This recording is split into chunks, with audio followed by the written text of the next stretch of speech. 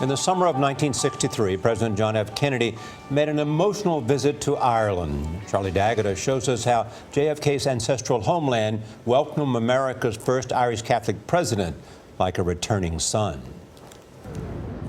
And here he comes. The Emerald Isle was in black and white back then. The color footage came from the JFK library. But the Irish broadcaster RTE was barely a year old when a sitting American president, and an Irish one to boot, came to visit. And here comes a ticker tape. This looks more like Wall Street.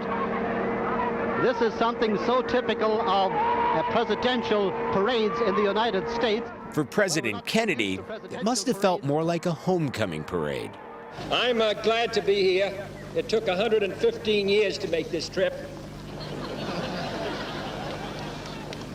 And 6,000 miles. And 3 generations. It was from the port town of New Ross that Kennedy's great-grandfather fled the famine and boarded a ship bound for America. If he hadn't left, I'd be working over at the Albatross Company. There were the official engagements, laying a wreath at a Dublin War Memorial and addressing Irish politicians. But the highlight of the visit came when he dropped in on his cousin Mary Ryan, who held a garden party in the grounds of the family home. Local children formed a guard of honor between the house and the landing field, waiting impatiently, with minds a little confused, perhaps, by the strange sight of Mrs. Ryan's cousin, who visited her and brought a helicopter, who was the President of the United States and Mrs. Ryan's cousin. Irish author Ryan Tubridy describes how the president beckoned stunned villagers to gather near. And he gets out and he looks at them, and he says, come here, don't be hiding over there. And they go, "Are you sure?" almost, and they go 1 by 2 by 3, and then they swarm in, and it's all very touchy-feely. But president of the free world or not, when you're in Mary Ryan's house, you stick to Mary Ryan's protocol. Mary Ryan is like all of our grannies. And as soon as she met him coming in, she slapped a massive kiss on his cheek and said, "Welcome." Now, you don't go around kissing the President of the United States.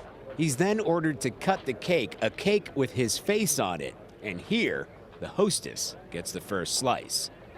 Thanks, Mr. Ryan. Give me a piece of it now. What? Give me a piece of it now. Oh, okay, here. Thanks.